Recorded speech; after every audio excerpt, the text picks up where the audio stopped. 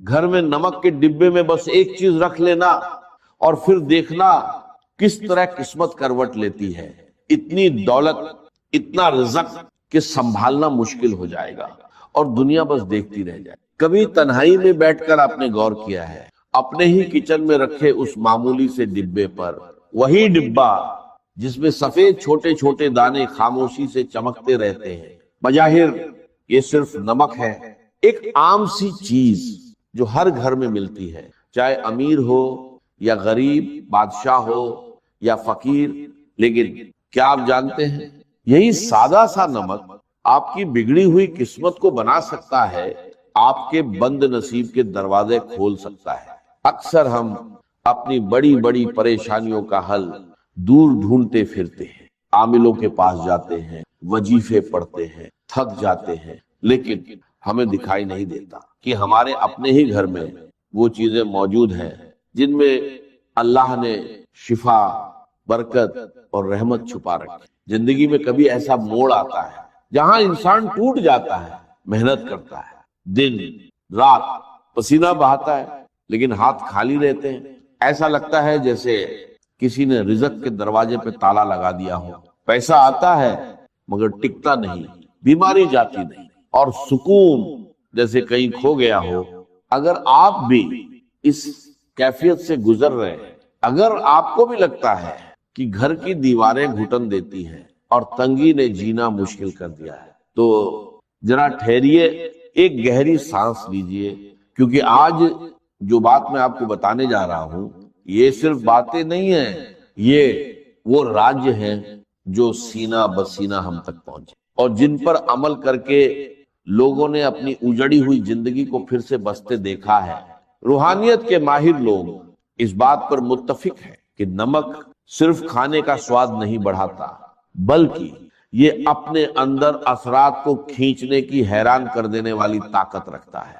یہ وہ قدرتی عنصر ہے جو ماحول کی نیگیٹو انرجی، بھاری پن اور نظر نہ آنے والی رکاوٹوں کو اپنے اندر ایسے کھینچ لیتا ہے جیسے میگنیٹ لوہے کو کھینچ. پرانے زمانے میں بزرگ نمک کی بہت عزت کرتے تھے، اسے زمین پر گرنے نہیں دیتے تھے، کیونکہ وہ جانتے تھے کہ نمک کا تعلق سیدھے انسان کے رزق اور اس کے گھر کے سکون سے ہوتا ہے. آج ہم ان باتوں کو وہم سمجھ کر نظر انداز کر دیتے ہیں، لیکن حقیقت یہ ہے کہ یہ وہم نہیں بلکہ قدرت کا ایک گہرا نظام ہے. اب ذرا دھیان سے سنیے اور دل کو کھلا رکھیے، کیونکہ جو نشانیاں میں بتانے جا رہا ہوں ہو سکتا ہے وہ آپ کے اپنے گھر میں بھی موجود ہوں، لیکن آپ ان سے انجان ہو. سب سے پہلی اور سب سے اہم بات، آپ کے گھر کا نمک کا ڈبہ کبھی بھی، جی ہاں کبھی بھی پوری طرح خالی نہیں ہونا چاہیے. یہ صرف ایک چھوٹی سی بات نہیں ہے، یہ ایک بڑی وارننگ ہے. ہمارے بڑے ہمیشہ کہتے تھے کہ نمک ختم ہونے سے پہلے نیا نمک لے آؤ. کیوں؟ کیونکہ روحانی طور پر نمک کا خالی ڈبہ گھر میں تنگی، کمی اور بے برکتی کی نشانی ہوتا ہے. جب نمک ختم ہو جاتا ہے تو یہ اشارہ ہوتا ہے کہ اس گھر سے برکت اٹھ رہی ہے اور تنگی دستک دے رہی ہے. کبھی آپ نے محسوس کیا ہے کہ گھر میں بے وجہ چڑچڑاپن بڑھ گیا ہے، چھوٹی چھوٹی باتوں پر جھگڑے ہونے لگے ہیں، یا بچوں کا رویہ اچانک بدل گیا ہے؟ اگر ایسا ہے تو ایک بار اپنے نمک کی طرف ضرور دیکھیے، کہیں ایسا تو نہیں کہ آپ اسے کھلا چھوڑ دیتے ہیں یا اس کی قدر نہیں کر رہے. یاد رکھیے، نمک کو ہمیشہ ڈھک کر رکھنا چاہیے، کیونکہ کھلا نمک صرف نمی ہی نہیں بلکہ آس پاس کی نیگیٹو انرجی کو بھی اپنے اندر کھینچ لیتا ہے. اور پھر جب وہی نمک ہمارے کھانے میں جاتا ہے تو وہ اثر ہمارے جسم اور روح کا حصہ بن جاتا ہے، جس سے پیدا ہوتا ہے بوجھل پن، اداسی اور بے چینی. لیکن گھبرائیے مت، کیونکہ جہاں مشکل ہے وہیں آسانیاں بھی ہیں. اور اب میں آپ کو وہ عمل بتانے جا رہا ہوں جو بے حد آسان ہے لیکن اثر میں بے حد طاقتور. آپ روز اپنے گھر کی صفائی کرتے ہیں، جھاڑو، پوچھا، لیکن کیا آپ نے کبھی سوچا کہ گھر میں صرف دھول ہی نہیں ہوتی بلکہ نظر بد، حسد اور لوگوں کی بری سوچوں کا بھی ایک غبار ہوتا ہے جو دکھتا نہیں لیکن آپ کی خوشیوں کو کھا جاتا ہے۔ اس روحانی غبار کو صاف کرنے کے لیے آپ کو بس اتنا کرنا ہے، جب بھی گھر میں پوچھا لگائیں پانی کی بالٹی میں صرف ایک چٹکی نمک ملا دیں۔ جی ہاں، صرف ایک چٹکی، اگر دانے دار نمک ہو تو اور بہتر۔ اور پھر جب یہ پانی آپ کے گھر کے فرش پر لگے گا تو یہ صرف گندگی نہیں بلکہ ہر وہ نظر نہ آنے والی رکاوٹ، ہر وہ بھاری پن، ہر وہ گھٹن بھی دھو دے گا جو آپ کے گھر کے سکون کو جکڑ چکے۔ خاص طور پر اگر آپ کو لگتا ہے کہ گھر میں داخل ہوتے ہی دل گھبراتا ہے، سانس بھاری ہو جاتی ہے، تو سمجھ لیجئے یہ عمل آپ کے لیے ہی ہے۔ یا سر میں درد شروع ہو جاتا ہے تو ایسے لوگ یہ عمل لازمی کریں۔ بس ایک احتیاط رکھنی ہے کہ یہ عمل جمعرات کے دن نہیں کرنا۔ جمعرات کے علاوہ آپ ہفتے کے کسی بھی دن، چاہے پیر ہو، منگل ہو یا بدھ، یہ عمل کر سکتے۔ جب آپ نمک ملے پانی سے پوچھا لگائیں گے تو آپ کو پہلے ہی دن محسوس ہوگا کہ گھر کی فضا ہلکی پھلکی ہو گئی ہے، جیسے کسی نے کھڑکی کھول کر تازہ ہوا کو اندر آنے کی اجازت دے دی ہو۔ یہ نمک ان تمام زہریلے اثرات کو کاٹ دیتا ہے جو حسد کرنے والوں نے یا بدخواہ لوگوں نے آپ کے گھر کی طرف بھیجے ہوتے ہیں۔ میرے بہن بھائیوں، اللہ کی کائنات میں کوئی بھی چیز بے مقصد نہیں ہوتی، یہ ہم انسان ہیں جو غفلت میں پڑے رہتے ہیں۔ نمک کے پانی کا یہ پوچھا دراصل آپ کے گھر کی روحانی صفائی ہے۔ جس طرح ہم نہا کر اپنے جسم کو پاک کرتے ہیں، اسی طرح یہ عمل گھر کے دیوار کو پاک کرتا ہے، اور جب گھر پاک ہوتا ہے، ماحول صاف ہوتا ہے، تو وہاں رحمت کے فرشتے آنے لگتے ہیں، وہاں اللہ کا ذکر سکون دیتا ہے۔ اور جہاں اللہ کی رحمت ہو وہاں رزق کی تنگی کیسے رہ سکتی ہے؟ وہاں تو پھر برکتوں کی بارش ہوتی ہے۔ اس عمل کو اپنی زندگی کا معمول بنا لیں، اسے کبھی کبھار کا کام نہ سمجھیں، بلکہ جس طرح آپ روزانہ صفائی کا اہتمام کرتے ہیں ویسے ہی اس عمل کو بھی لازم پکڑ لیں۔ آپ دیکھیں گے کہ جو رزق پہلے مہینے کے بیچ میں ہی ختم ہو جاتا تھا، اب وہی رزق مہینے کے آخر تک باقی بھی رہے، اور اس میں ایسی برکت ہوگی کہ آپ دوسروں کی مدد کرنے کے بھی قابل ہو جائیں گے۔ یہ اللہ کے نظام کی وہ چھوٹی چھوٹی کنجیاں ہیں جو بڑے بڑے تالے کھول دیتی ہیں، لیکن بات یہی ختم نہیں ہوتی، یہ تو صرف شروعات ہے۔ ابھی تو نمک کا وہ استعمال باقی ہے جو آپ کی راتوں کو پرسکون بنا دے گا اور آپ کے دن کو روشن کر دے گا۔ اگر آپ کے گھر میں لڑائی جھگڑے بہت زیادہ ہیں، بات پر تو تڑاکا ہوتا ہے، یا آپ کو لگتا ہے کہ کسی نے آپ کے گھر پر کوئی سخت بندش لگا دی ہے جس کی وجہ سے رشتوں میں دراریں پڑ رہی ہیں، تو اب جو اگلا عمل میں بتانے جا رہا ہوں اسے بہت توجہ سے سنیے گا اور اسے ایک راج سمجھ کر اپنے دل میں محفوظ کر لیجئے گا۔ یہ عمل خاص طور پر جمعرات کی شب کا ہے۔ جمعرات کی رات جو جمعہ کی برکت والی رات ہوتی ہے، اس میں قبولیت کی گھڑیاں ہوتی ہیں۔ آپ نے کرنا یہ ہے، سونے سے پہلے جب گھر کے کام کاج ختم ہو جائے اور سونے کا وقت قریب ہو تو ایک شیشے کا صاف گلاس لیں۔ یاد رکھیں گلاس شیشے کا ہی ہونا چاہیے، پلاسٹک یا اسٹیل کا برتن اس عمل کے لیے مناسب نہیں، کیونکہ شیشہ اثرات کو منعکس کرنے اور جذب کرنے کی صلاحیت رکھتا ہے۔ اس گلاس کو پانی سے بھر لیں۔ اگر آپ کے پاس اب زمزم میسر ہے تو کیا ہی بات ہے، اس کی تو تاثیر ہی الگ ہوتی ہے، لیکن اگر آپ زمزم نہیں ہے تو پریشان ہونے کی ضرورت نہیں۔ آپ عام صاف پانی لے لیں جو پینے کے لیے استعمال ہوتا ہے۔ اب اس پانی بھرے گلاس میں 1 چمچ نمک ڈالیں اور اسے ہلانا نہیں ہے، بس نمک کو پانی میں گرنے دیں، وہ خود ہی نیچے تہہ میں بیٹھ جائے گا یا گھل جائے گا۔ اسے قدرتی حالت میں رہنے دیں۔ اب اگلا مرحلہ بہت اہم ہے، آپ نے اس گلاس کے منہ کو کھلا نہیں چھوڑنا، بلکہ اسے کسی صاف ستھرے سفید یا سرخ رنگ کے کپڑے سے ڈھک دینا ہے یا باندھ دینا ہے۔ سفید رنگ امن اور پاکیزگی کی علامت ہے، اور سرخ رنگ انرجی اور طاقت کی۔ ان دونوں میں سے جو بھی کپڑا آسانی سے مل جائے اسے استعمال کریں، اور گلاس کے منہ پر اچھی طرح ربر بینڈ یا دھاگے سے باندھ دے۔ اب آپ سوچ رہے ہوں گے کہ اس گلاس کا کرنا کیا ہے۔ یہ گلاس اب ایک عام پانی کا گلاس نہیں رہا، بلکہ یہ اب ایک ایسا آلہ بن چکا ہے جو آپ کے گھر کی منفی لہروں کو قید کرے گا۔ دیکھیے، انسان جب سو جاتا ہے تو اس کا شعور سو جاتا ہے، مگر اس کی روح اور اس کا لاشعور جاگ رہا ہوتا ہے، اور اسی وقت ماحول کے اثرات انسان پر سب سے زیادہ اثر انداز ہوتے ہیں۔ یہ نمک والا پانی اپنے ارد گرد موجود ان تمام لہروں کو جو آپ کی نیند میں خلل ڈالتی ہیں، جو آپ کو ڈراؤنے خواب دکھاتی ہیں، یا جو صبح اٹھتے ہی آپ کے مزاج میں چڑچڑاپن پیدا کرتی ہیں، ان سب کو اپنے اندر جذب کر لیتا ہے۔ لیکن اب سوال پیدا ہوتا ہے، اس تیار شدہ گلاس کو رکھنا کہاں ہے؟ کیا اسے سرہانے رکھنا ہے؟ کیا اسے کچن میں رکھنا ہے، یا گھر کے دروازے پر؟ اس کا درست مقام کون سا ہے جہاں یہ اپنا کام بہترین طریقے سے انجام دے سکے؟ اور پھر صبح اٹھ کر اس پانی کا کیا کرنا ہے؟ کیا اسے بہا دینا ہے یا کسی اور مقصد کے لیے استعمال کرنا ہے؟ یہ وہ باریکیاں ہیں جنہیں اگر نظر انداز کر دیا جائے تو عمل کا اثر الٹا بھی ہو سکتا ہے یا ختم ہو سکتا ہے۔ اکثر لوگ یہی غلطی کرتے ہیں، عمل شروع تو کر دیتے ہیں مگر اس کی تکمیل صحیح طریقے سے نہیں کرتے، اور پھر کہتے ہیں کہ ہمیں فائدہ نہیں ہوا۔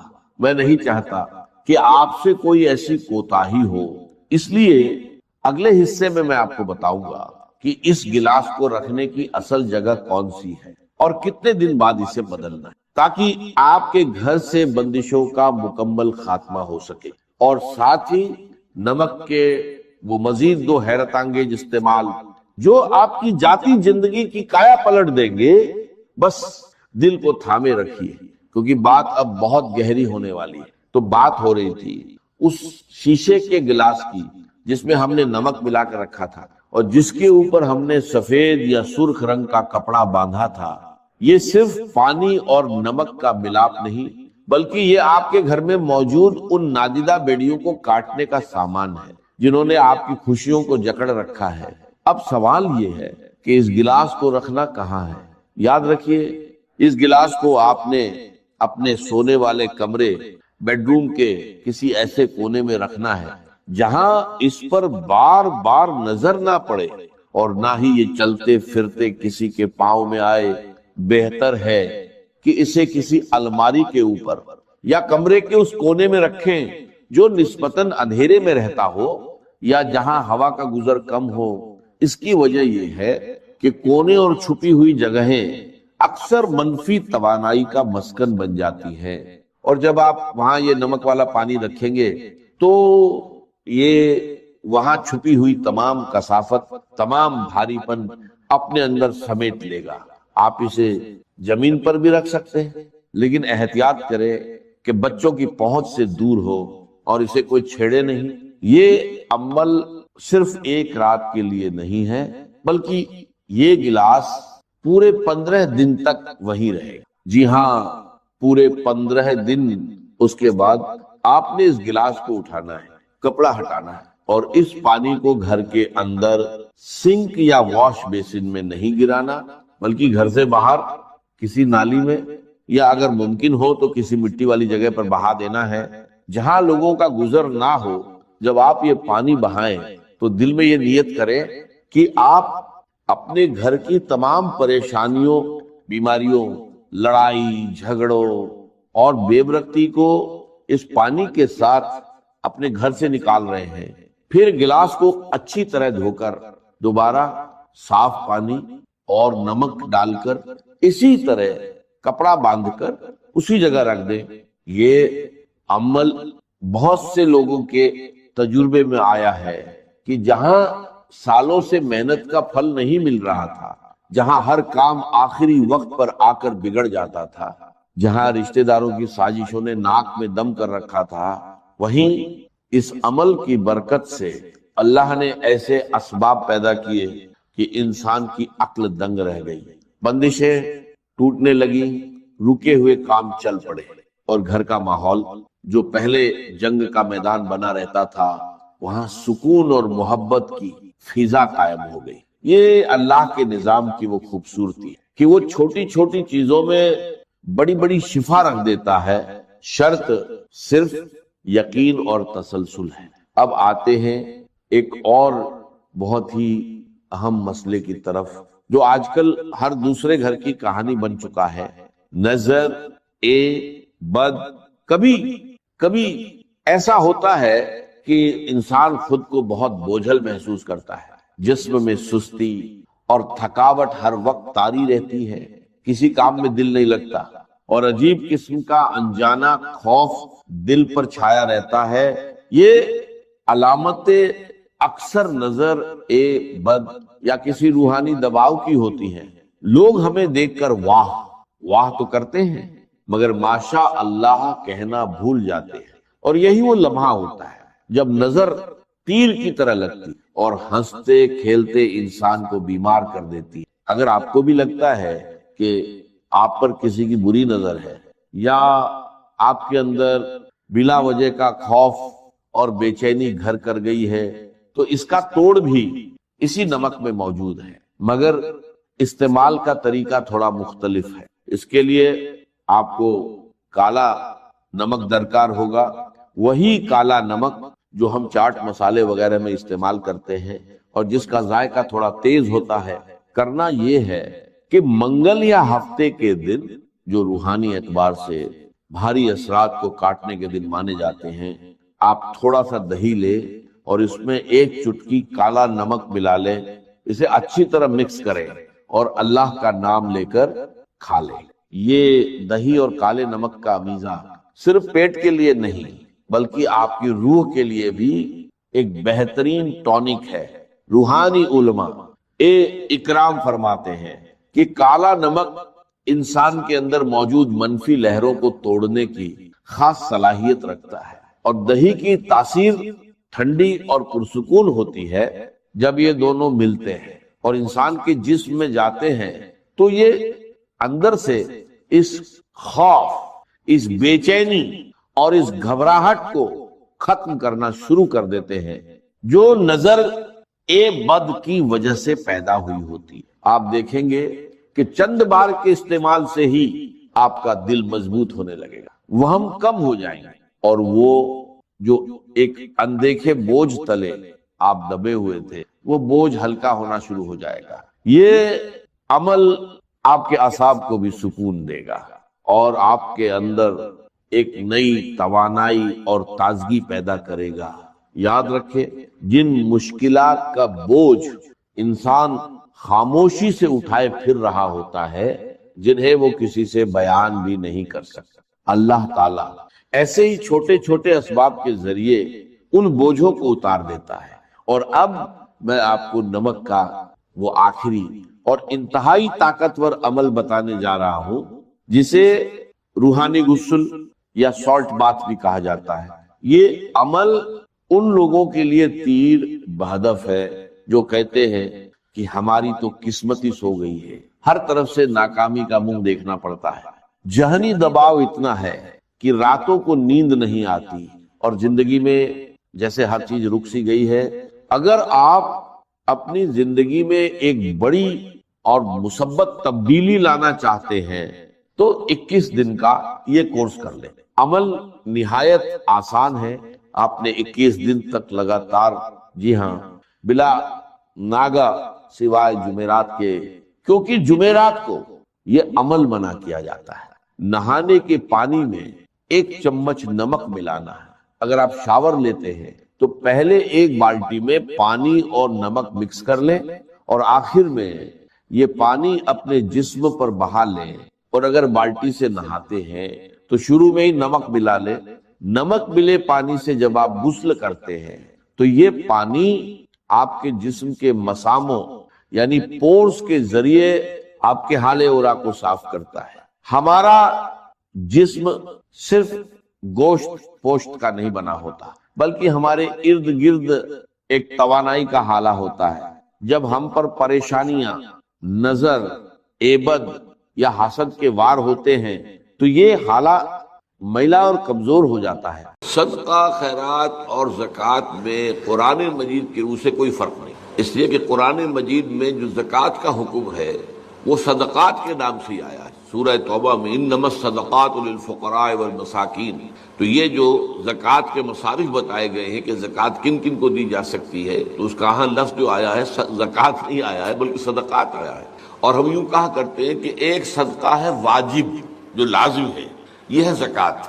ایک صدقہ ہے نافلہ، اس سے اوپر مزید دینا، اس کو ہم عام طور پہ صدقہ کہتے ہیں. تو صدقہ نافلہ جو ہے وہ صدقہ ہے جس کے بارے میں آپ سوال کر رہے ہیں، اور صدقہ واجب جو ہے لازم اور فرض وہ زکوٰۃ ہے. تو اصل میں تو وہی ساری مدیں اس کے بھی ہیں، غرباء، مساکین، یتامہ، اللہ کے دین کے لیے فی سبیل اللہ.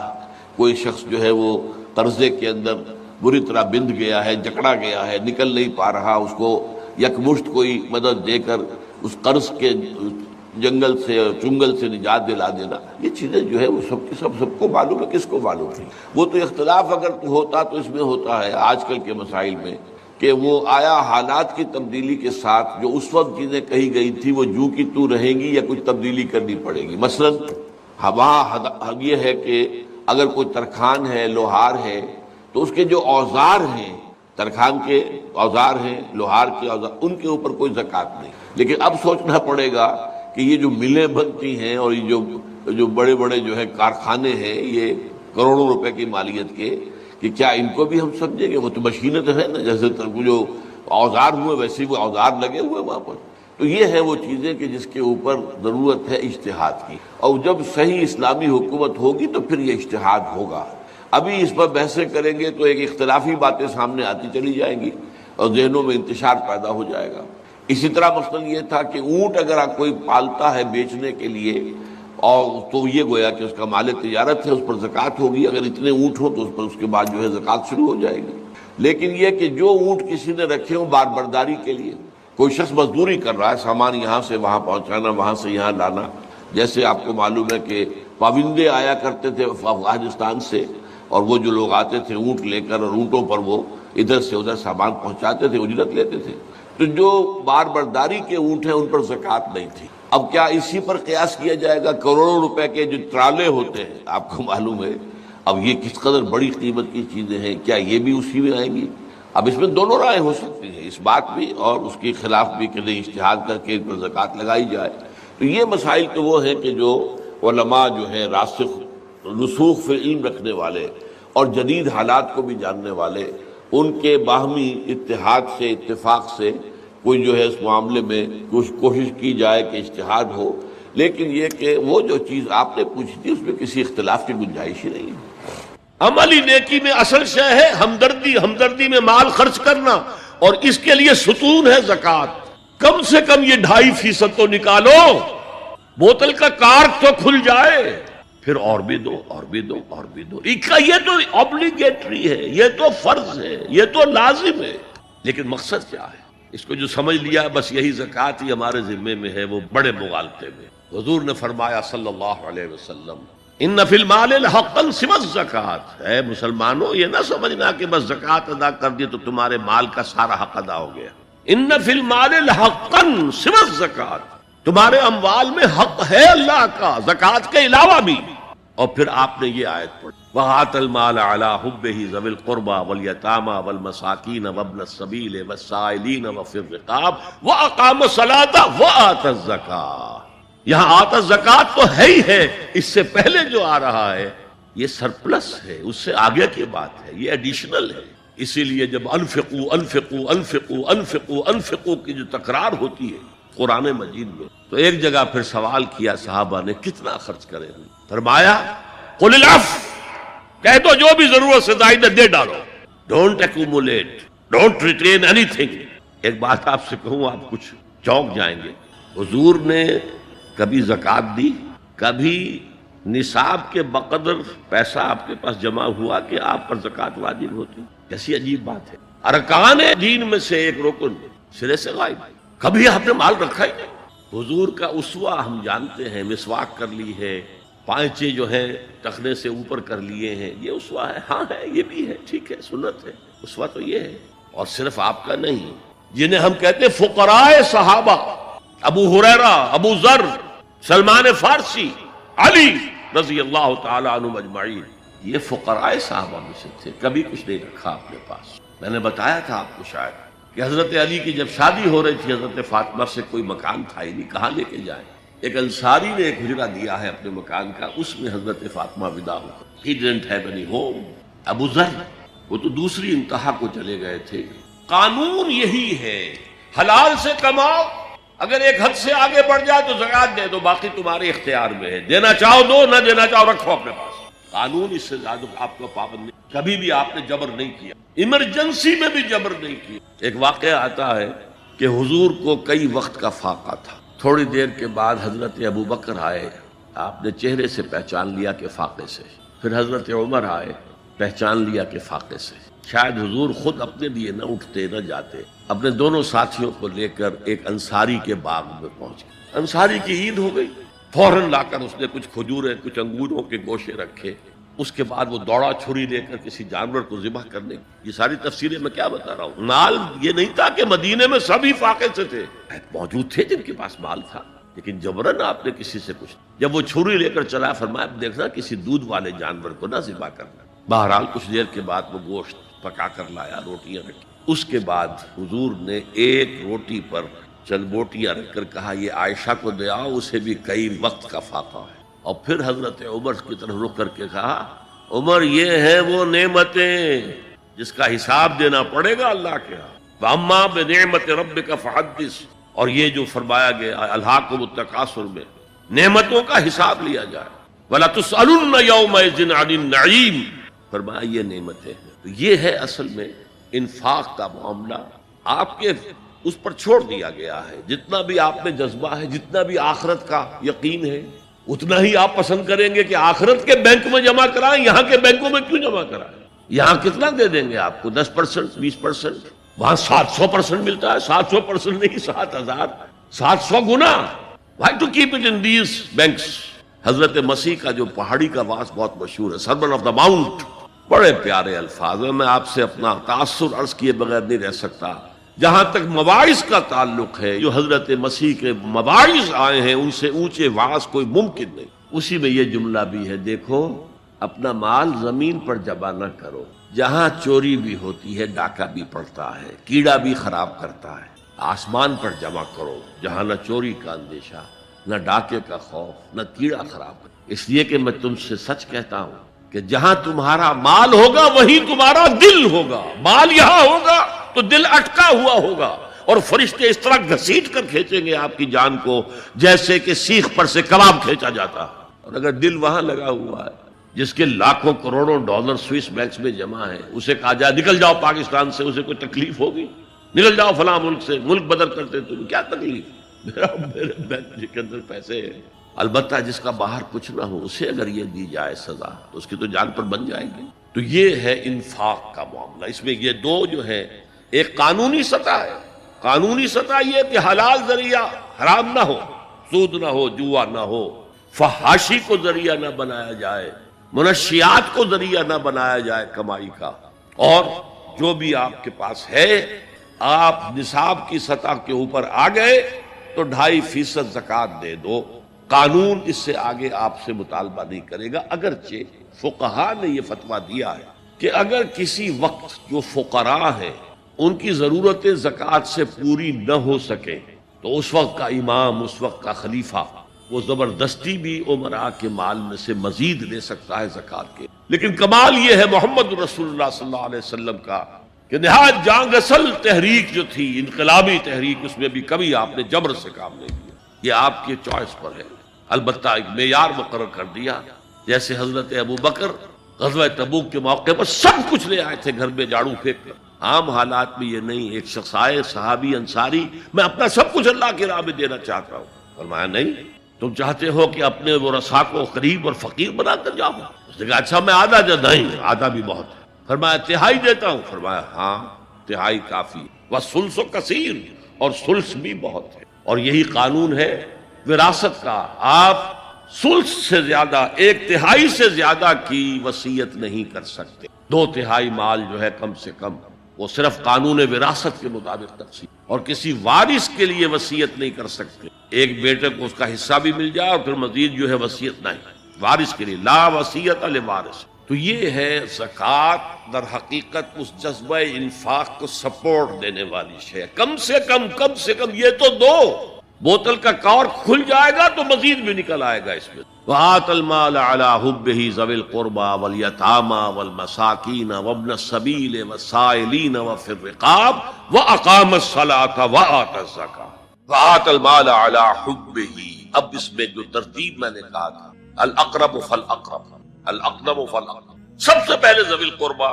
और इसमें अक्सर व बेशतर हमसे कोताही, दूर दराज के लोगों के साथ नेकी हो रही है। सगे भाई की बेवा और यतीम बच्चे जो है वो महरूम हैं, इन्होंने इस वक्त ये कर दिया था, ये कर दिया था। जाहिर बात है कि रिश्तेदारों से तो शिकायतें होती है, ये तो हमेशा हमारे मुखालिफ रहे जी, इनकी हम कैसे अगर तो अल्लाह के लिए देना है तो पहला हक उनका, मन अहब्बा लिल्लाह व अबग़ज़ा लिल्लाह व अता लिल्लाह व मना लिल्लाह, अल्लाह के लिए दिया है अगर, तो अपने इस नफ्स की जो इंतकाम का जज्बा है उसको कुचलो, और जिसका सबसे पहला हक है उसको पहुंचाओ। हक बहकदार रसीद ज़विल क़ुरबा वल यतामा, जो बेसहारा रह गए, बाप का साया न रहा, वल मसाकीन, मसाकीन किसे कहते हैं? मस्कनत कहते हैं, कम हिम्मत। आपको मालूम है आजकल एक मर्ज कहलाता है न्यूरोस्थीनिया, आदमी देखने में हट्टा कट्टा है, सेहतमंद है, लेकिन अंदर से उसकी कोई हिम्मत ऐसे जवाब दे गई है कुछ कर ही नहीं सकता, वो है मिस्कीन। इसीलिए जो फरमाया गया यहूदियों के लिए, ज़ुरिबत अलैहिमुज़ ज़िल्लतु वल मस्कनत, जिल्लत के मानी भी कमजोरी, और मस्कनत कम हिम्मत, हिम्मत खत्म हो गई।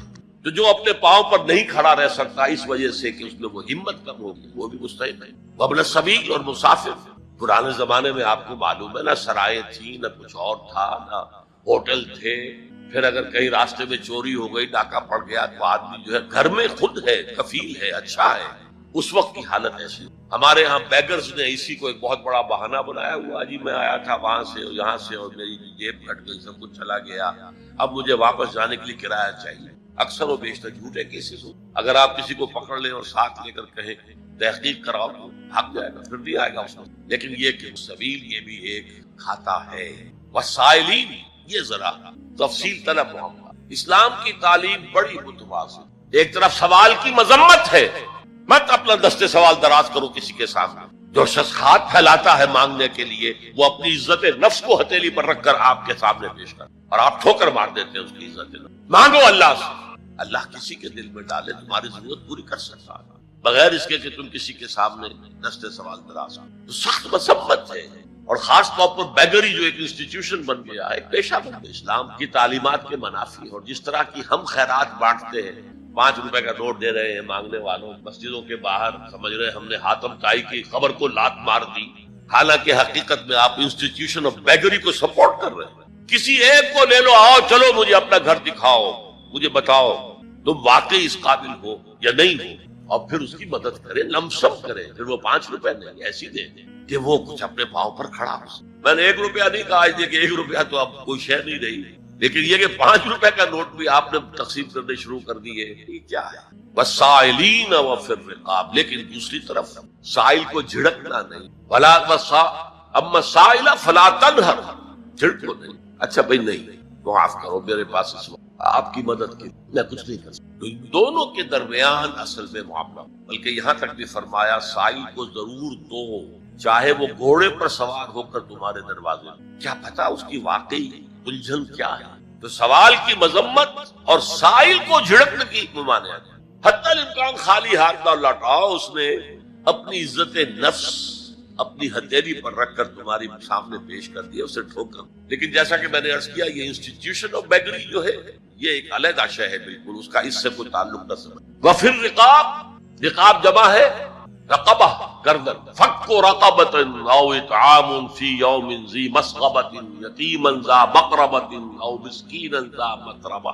फक्कु रक़बतिन, किसी की गर्दन छुड़ा दे। उस वक्त सबसे बड़ी एप्लीकेशन इसकी थी, गुलामों को, कनीजों को अपने पैसे से खरीद कर आजाद कर देना। बहुत बड़ी नेकी, बहुत बड़ी नेकी। और हजरत अबू बकर रज़ी अल्लाह तआला अन्हु के दफ्तर फज़ाइल में सबसे ऊंचा काम ये कि जिन गुलामों को और जिन कनीजों को सताया जा रहा था, their owners, their masters, ان کے آقا کو حق حاصل تھا، جو چاہے کرے ان کے ساتھ، قتل کر دے کوئی پوچھنے والا نہیں ہے۔ میں پہلے بھی عرض کر چکا، میری ملکیت ہے، جیسے میری بکری میری ملکیت ہے، میں نے اس کو ذبح کیا، گوشت کھا لیا، تم کون ہوتے ہو پوچھنے والے؟ میرا غلام تھا، میں نے قتل کر دیا، تم کون ہو؟ ان کو حضرت ابو بکر نے خرید کر آزاد کیا اور منہ مانگے دام دیے۔ حضرت بلال کے لیے امیہ ابن خلف نے اتنی بڑی رقم مانگی، حضرت ابو بکر نے کہا ٹھیک ٹھیک۔ باپ نے کہا بھی ابو قحافہ نے، ابو بکر کو کوئی غلام خریدنا ہی تھا، تو کوئی طاقتور آدمی جو کام آ سکے کہیں اس کو خریدنا چاہیے۔ مجھے کیا پتا ابو بکر کس لیے خرید رہا اور کس کے لیے خرید رہا۔ آج کے دور میں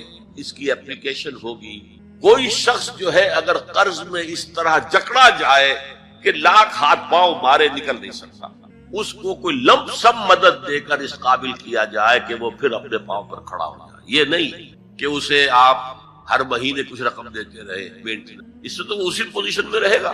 یہ بعض مائنورٹی کمیونٹیز کے اندر یہ معاملہ موجود ہے۔ کوئی بھائی اگر گر گیا ہے کاروبار میں